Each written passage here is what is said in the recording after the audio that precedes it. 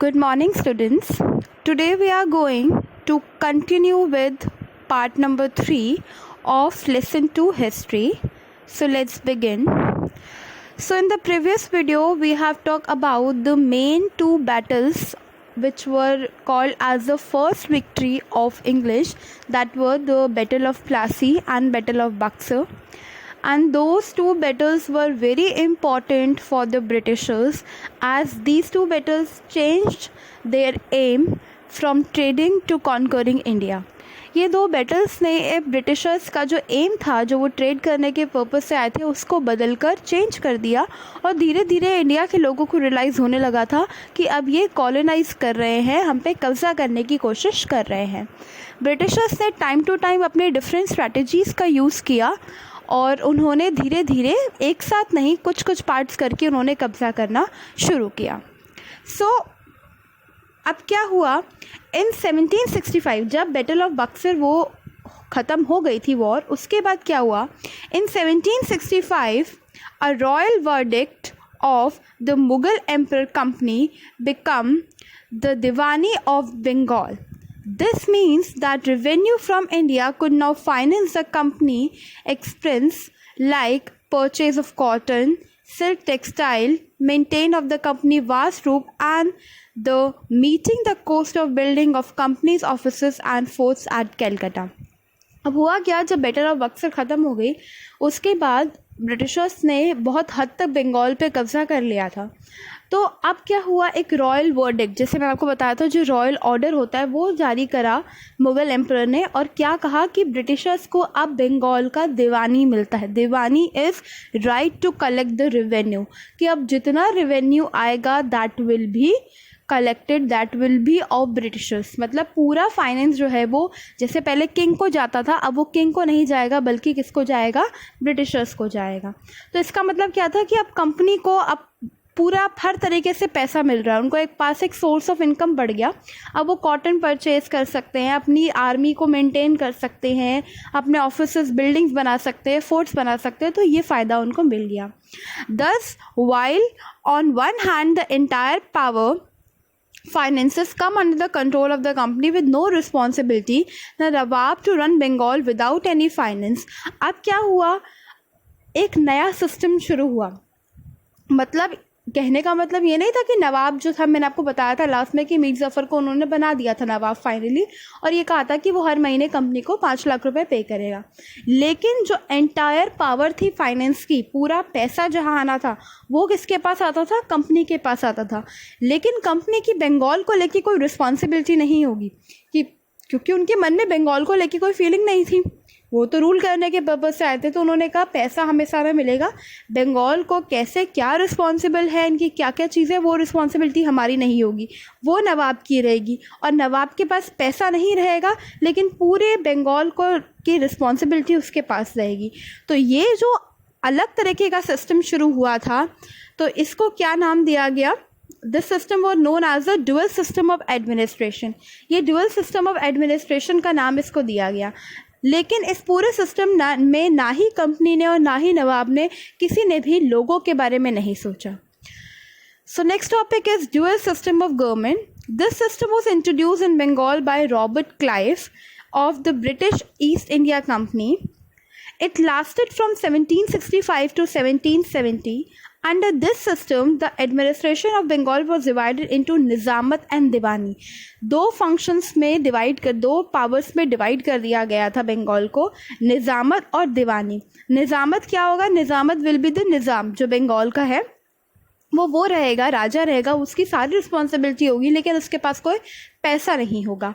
तो कोई फ़ायदा ही नहीं हुआ, एक तरीके से सिर्फ नाम का उसको बना दिया. और जो दीवानी है, दीवानी means right to collect revenue, वो ब्रिटिशर्स के पास रहेगा, जितना टैक्सेस होंगे वो वही सब कलेक्ट करेंगे, लेकिन बंगाल के लोगों के प्रति उनकी कोई रिस्पॉन्सिबिलिटी नहीं रहेगी. अब क्या हुआ, जब ये सारी चीज़ें हो रही थी, इस दौरान नेक्स्ट क्या हुआ, क्योंकि अब लोग जो थे, वो जो फार्मर्स थे, वो सारे इनको पैसा कलेक्ट करके देते थे. तो अचानक से बंगाल में 1770 में एक फेमाइन हो गया. एक फेमाइन इज़ काइंड ऑफ सूखा पड़ जाना, ड्रॉट जो था वो फैल गया. और बहुत हद तक लोगों की सारी क्रॉप्स और सब कुछ फार्मर्स की सब डिस्ट्रॉय हो गई थी। तो जब वो कुछ काम ही नहीं करेंगे और जब उनकी क्रॉप्स ग्रो ही नहीं होंगे तो उनके पास पैसा कहाँ से आएगा। और ये जो चीज़ थी बहुत लंबे टाइम तक चली थी और पूरा बंगाल ने बहुत सफ़र किया था, क्योंकि कहीं ना कहीं उनका सोर्स ऑफ इनकम यही था जो लोग उनको टैक्स दे रहे थे। और इसी वजह से फाइनली 1772 में इस ड्यूअल सिस्टम ऑफ एडमिनिस्ट्रेशन को फाइनली उनको क्या करना पड़ा, बंद करना पड़ा, और ये चीज़ बंद हो गई, एबॉलिश हो गई।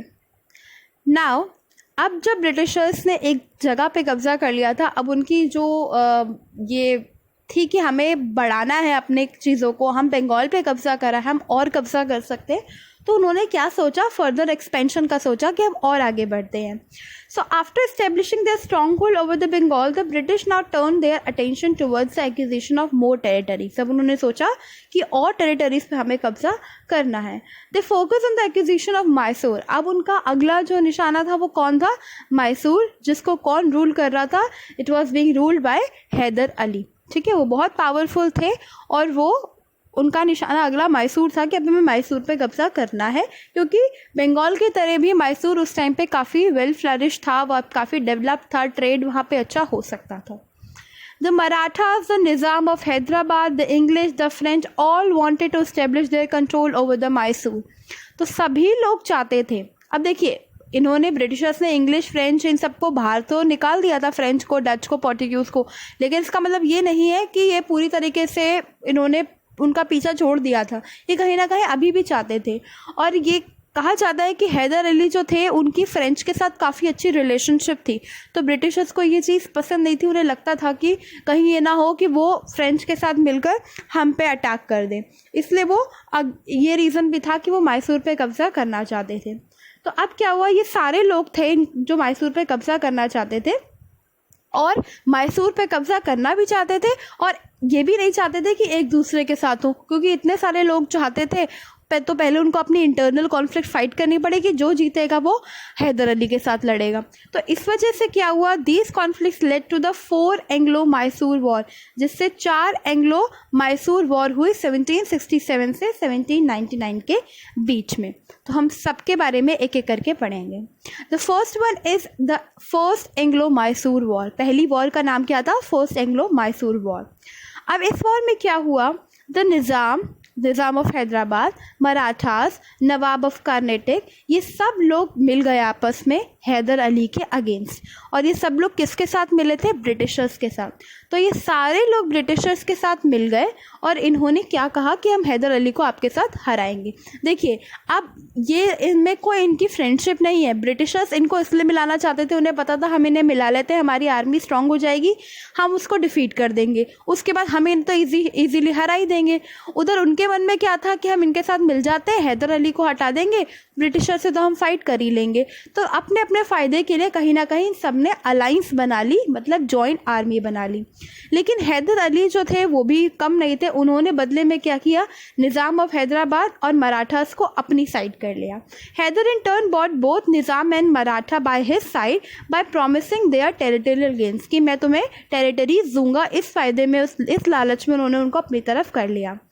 He reached Madras. The English were forced to conclude a treaty with them for mutual representation. The English also promised to help Hyder if he was ever attacked by any other power. अब क्या हुआ, जब उन्होंने हैदर अली ने बिल्कुल उल्टा करा, उन्होंने उनको अपने साथ कर लिया, उन्होंने उनको निज़ाम ऑफ हैदराबाद और मराठास को लालच देके उनको अपनी तरफ कर लिया। अब जब इंग्लिश को लगा, जब ब्रिटिशर्स को लगा कि अब हमारे लिए अकेले लड़ना मुश्किल है ऐसे, क्योंकि ये सब लोग मिल गए, तो उनके पास कोई चारा नहीं था और फाइनली उन्हें क्या करना पड़ा, समझौता करना पड़ा। म्यूचुअल होता है कि आपसी सहमति से इसको ख़त्म कर लेते हैं, तो वही उन्होंने किया। और साथ ही उन्होंने जो भी चीज़ें जो क्या कहते हैं समझौता करने के बाद उन्होंने इनके बीच में ये चीज़ डील जो थी वो ये तय हुई कि अब कोई भी अगर हैदर अली पे इन फ्यूचर अटैक करता है, कोई भी external third person, third power, third army कोई अटैक करती है, तो जो ब्रिटिशर्स की आर्मी है वो उन्हें हेल्प करेगी। तो एक तरीके से ये इनके बीच में जो थी डील हुई। लेकिन ये ब्रिटिशर्स ये तो चाहते नहीं थे, उनको मजबूरन करना पड़ा। अब क्या हुआ, इसके बाद सेकेंड एंग्लो मैसूर वॉर हुई, जिसके अंदर क्या हुआ, the British violated the terms of the treaty. Britishers ने इस चीज़ को नहीं माना क्योंकि निज़ाम, मराठास, ये सब चाहते थे ब्रिटिशर हैदर अली के मैसूर पे कब्ज़ा करना। तो जब सब चीज़ें शांत हो गई तो जो मराठास थे उन्होंने अचानक से मैसूर पे अटैक कर दिया। तो अब इस टाइम पर ब्रिटिशर्स ने प्रॉमिस किया था हैदर अली को कि कोई भी इस तरीके का अटैक होगा तो हम तुम्हारी हेल्प करेंगे, लेकिन वो उसकी हेल्प करने के लिए नहीं आए। When Maratha attack Mysore on 1771, Hyder started building contacts with French. अब इन्होंने, हैदर ने क्या किया, मौका दे के फ्रेंच के आर्मी के साथ अपने कॉन्टैक्ट्स बढ़ाने शुरू कर दिए।